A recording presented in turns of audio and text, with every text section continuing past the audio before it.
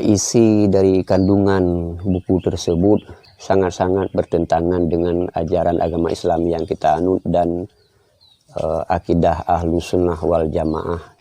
Kemudian penyebaran doa Pancasilaisme tersebut juga merupakan upaya daripada sekelompok orang-orang yang tidak bertanggung jawab, yang tujuannya adalah untuk memecah belahkan umat Islam yang sudah puluhan tahun di dalam memahami agamanya dengan secara mantap, dan juga ada upaya yang istilahnya the hidden agenda ataupun upaya terselubung yang mengarahkan kita selaku umat Islam kepada arah-arah pemurtadan.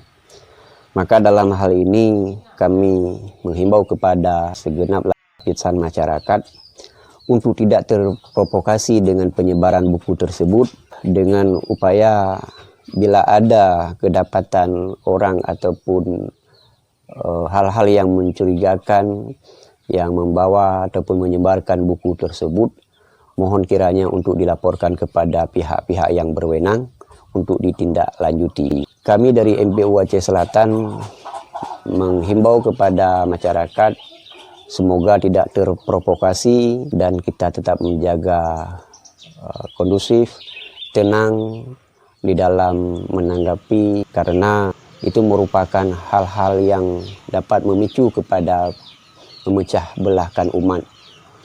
Semoga daerah kita ataupun tempat kita selalu mendapatkan keredaan dan barakah daripada Allah Subhanahu wa Ta'ala.